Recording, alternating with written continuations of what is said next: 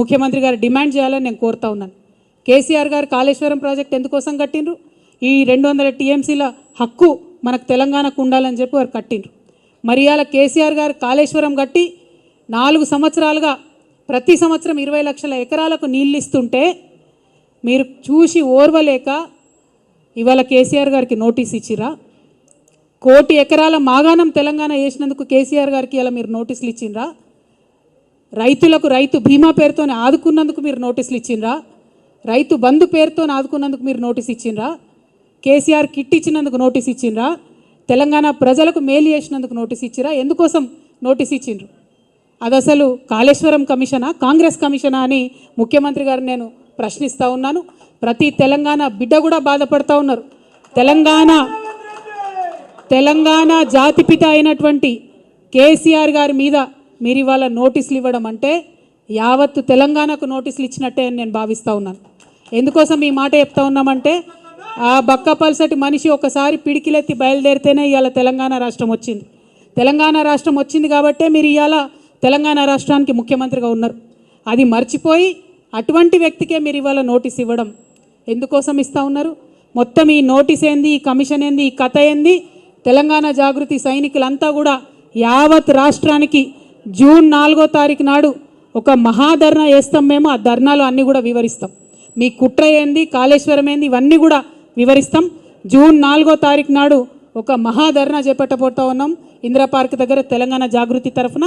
ఖచ్చితంగా అక్కడ మొత్తం కూడా మీరు ఎట్లా గుత్తేదారులకు వంతబాడుతున్నారు, ఎట్లా తెలంగాణ రైతాంగాన్ని ఎండబెడుతున్నారు, ఎందుకోసం కాళేశ్వరం ప్రాజెక్టు మీరు వాడతలేరు, ఎందుకు నిర్వీర్యం చేస్తున్నారు, ఈ అంశాలన్నీ కూడా తెలంగాణ ప్రజల ముందు బట్టబయలు చేస్తామని చెప్పి ఈ సందర్భంగా మేము తెలియజేస్తూ ఉన్నాం. అదేవిధంగా మీకు తెలుసు తెలంగాణ జాగృతి అనేక కార్యక్రమాలు చేసుకుంటూ వచ్చింది.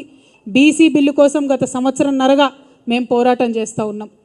కానీ నిన్ననే ముఖ్యమంత్రి గారు వెళ్ళి మోడీ గారిని కలిసిన దేశ ప్రధానమంత్రిని అనేక ప్రాజెక్టుల గురించి మాట్లాడినారు, కానీ బీసీ బిల్లు గురించి మాట్లాడలేదు.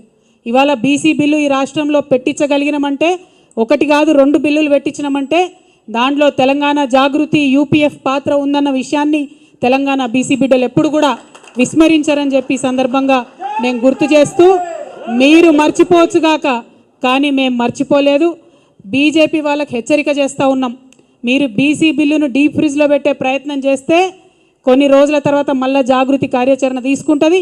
ఖచ్చితంగా కేంద్రానికి సెగదలిగే విధంగా రైల్ రోకా లాంటి కార్యక్రమాలను కూడా తీసుకొని పెద్ద ఎత్తున ముందుకెళ్తామని చెప్పి బీసీలకు 42% రిజర్వేషన్లు లోకల్ బాడీ ఎన్నికలు పెట్టే లోపలనే తెలంగాణ జాగృతి తరఫున పోరాటం చేసి సాధించుకుంటామని కూడా ఈ సందర్భంగా తెలియజేస్తూ ఉన్నాం. అట్లానే తెలంగాణ మహిళలకు మీరు ప్రామిస్ చేసినటువంటి 2500 రూపాయలు ఏదైతే ఉందో అది సాధించే వరకు కూడా తెలంగాణ జాగృతి విశ్రమించకుండా కూడా పోరాటం చేస్తుందని ఈ సందర్భంగా తెలియజేస్తున్నాం. తెలంగాణ స్టూడెంట్స్కి ఆడపిల్లలకు ముఖ్యంగా మీరు ఇస్తామన్న స్కూటీలు ఇవ్వకుండా చేస్తున్నటువంటి మోసాన్ని కూడా ఖచ్చితంగా ప్రతి కాలేజ్కు ప్రతి విద్యార్థి దగ్గరికి తెలంగాణ జాగృతి విద్యార్థి విభాగం నుంచి వెళ్ళి పోరాటం చేసి సాధించుకుంటామని కూడా ఈ సందర్భంగా తెలియజేస్తూ ఉన్నాం. తెలంగాణ జాగృతి నుండి మైనారిటీ హక్కుల కోసం కూడా పెద్ద ఎత్తున ఉద్యమం చేస్తాం. ఎన్నడూ లేని విధంగా తెలంగాణ జాగృతిలో మైనారిటీ ముస్లిం విభాగాన్ని, మైనారిటీ క్రిస్టియన్ విభాగాన్ని, మైనారిటీ సిక్ విభాగాన్ని కూడా ప్రారంభించి మైనారిటీ సమస్యలపైన పెద్ద ఎత్తున పోరాటం చేస్తామని కూడా ఈ సందర్భంగా తెలియజేస్తూ ఉన్నాం. అట్లానే మన బంజారాల కోసం, ఆదివాసీల కోసం ఎస్టీ విభాగాన్ని ఏర్పాటు చేసుకుంటున్నాం.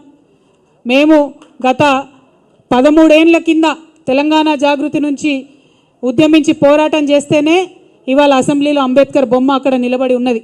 తెలంగాణ జాగృతికి దళిత బిడ్డలకు చాలా అవినాభావ సంబంధం ఉన్నది. అందుకే సపరేట్గా ఒక ఎస్సీ విభాగాన్ని కూడా ఏర్పాటు చేసి దళితులకు ఉండేటటువంటి సమస్యల మీద పోరాటం చేస్తామని ఈ సందర్భంగా నిర్ణయం తీసుకుంటా ఉన్నాం. అదేవిధంగా మరి అనేకమైన అంశాలు మేము పనిచేస్తూ వచ్చినాం, ఇక ముందు కూడా పనిచేస్తాం. మేము పనిచేస్తుంటే ఓర్వలేనటువంటి కొంతమంది మరి చాలా మాటలు మాట్లాడుతూ ఉన్నారు.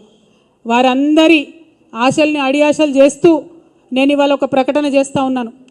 కేసీఆర్ గారికి 2 కళ్ళలాగా ఒక కన్ను బీఆర్ఎస్ అయితే ఇంకో కన్ను జాగృతి అయి నిలబడుతుందని చెప్పి ఈ సందర్భంగా మేము తెలియజేస్తూ ఉన్నాం.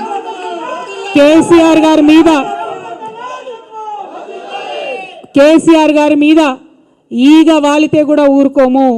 రేవంత్ రెడ్డి గారు ఆనాడే మీరు గన్ను పట్టుకొని ఉద్యమకారుల మీదకి పోతే మిమ్మల్ని చుక్కలు చూపించినాం.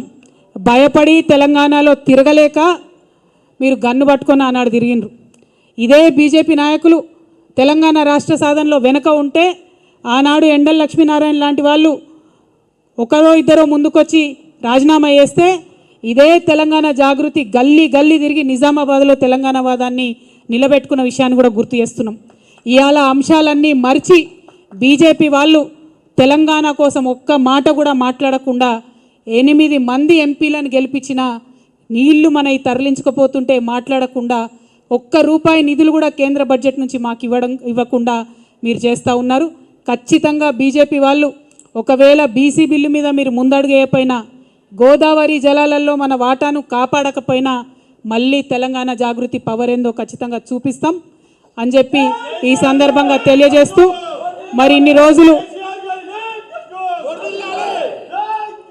అనేకమైన అంశాల మీద పోరాటం చేసినటువంటి జాగృతి సంస్థ ఇంకా పెద్ద ఎత్తున విస్తరించుకొని తెలంగాణ ప్రజల దీవెనలతోని ముందుకు వెళ్తామని ఈ సందర్భంగా తెలియజేస్తూ మరి మేము కొత్త ఆఫీస్ ఇక్కడ ఏర్పాటు చేసుకున్న సందర్భంగా తెలంగాణ తల్లులందరి దీవెన